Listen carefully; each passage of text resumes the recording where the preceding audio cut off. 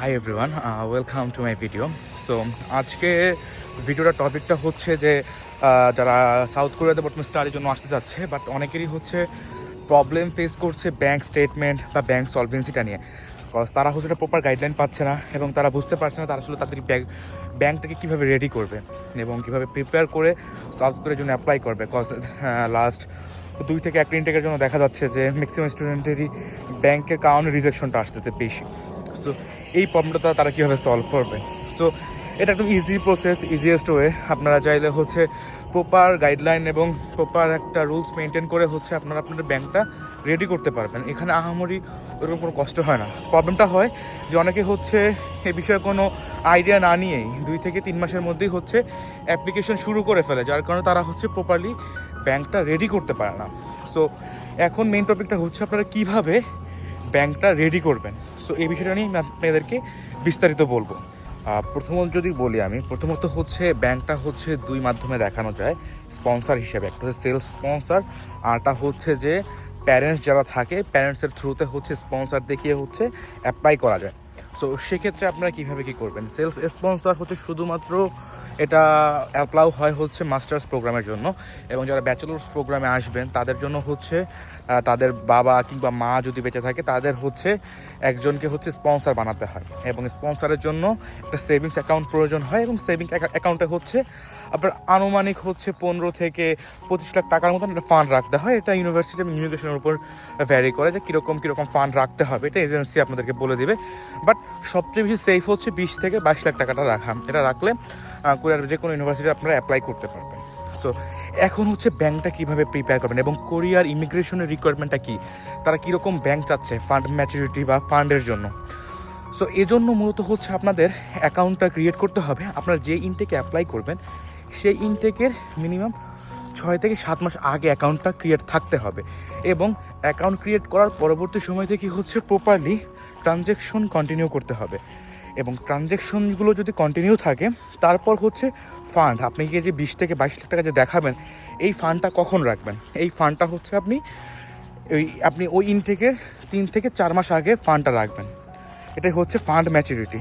So এখানে অনেক স্টুডেন্টরা বিভিন্নভাবে বিভ্রান্ত মধ্যে পড়ে যে তারা আসলে কীভাবে করবে। তারা আসলে ফান্ড ম্যাচুরিটিকে হচ্ছে আপনার স্টেটমেন্ট বা ব্যাংক ম্যাচুরিটি হিসেবে ধরে নেয়। সো ব্যাংক ম্যাচুরিটি বলতে বোঝা যায় হচ্ছে আপনাদেরকে যে আপনাদের যে স্টেটমেন্টটা আছে এই স্টেটমেন্টটা হচ্ছে 6 মাসে যে চাচ্ছে, তারা মনে করে কি এই 6 মাসের যে ফান্ড ম্যাচুরিটি। সো এটা না, আসলে ফান্ড হচ্ছে 3 থেকে 4 মাসের, এবং আপনার স্টেটমেন্ট ম্যাচুরিটি হচ্ছে আপনার মিনিমাম 6 থেকে 7 মান্থের থাকতে হবে। এটা হচ্ছে সেফ।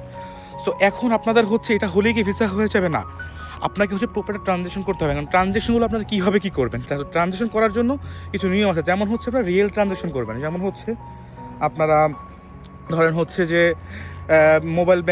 মোবাইলে যে আপনারা হচ্ছে রিচার্জ করবেন, তারপর হচ্ছে অনলাইন পেমেন্ট করবেন, সুপার শপে যে পেমেন্ট করবেন, অনলাইনে কিছু পারচেস করবেন এবং কাউকে ট্রান্সফার করবেন, উইথড্র করবেন।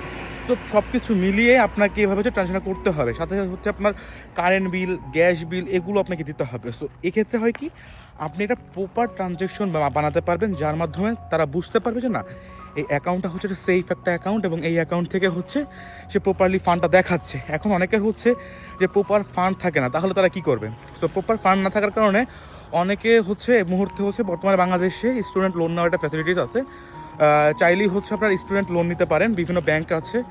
সো ওইসব ব্যাংককে হচ্ছে আপনি প্রপার ডকুমেন্টস, যেমন হচ্ছে স্পন্সরের হচ্ছে ট্রেড লাইসেন্স অথবা ব্যাংক সার্টিফিকেট লাগে, আর সাথে হচ্ছে টিন সার্টিফিকেট এবং এনআইডি কার্ড এগুলোর প্রয়োজন হয়। সো এগুলো যদি আপনি দেখাতে পারেন তাহলে হচ্ছে আপনাকে একটা লোন দিয়ে দেবে, আপনি যত টাকা চান। সো সেক্ষেত্রে আপনার সর্বোচ্চ যদি 3 মাস থেকে 4 মাস যদি একটা 20 থেকে 22 টাকা যদি রাখতে চান, আপনার খরচ মিনিমাম হচ্ছে 70 থেকে 80 হাজার টাকার মতন হবে।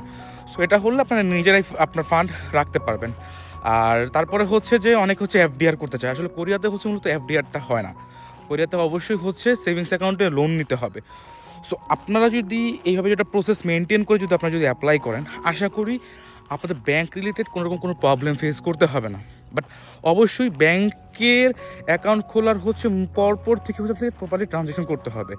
ন্যূনতম সপ্তাহে 3 থেকে 4টা ট্রানজ্যাকশন থাকতেই হবে। তো আদারওয়াইজ ব্যাংকটার হচ্ছে স্টেটমেন্টটা হচ্ছে মূলত ওইভাবে আসে না, যার কারণে হচ্ছে ইমিগ্রেশন ফেক বা হচ্ছে অন্যরকম কিছু মেনটেন করে হচ্ছে আপনার ভিসাটা রিজেকশন করে দেবে।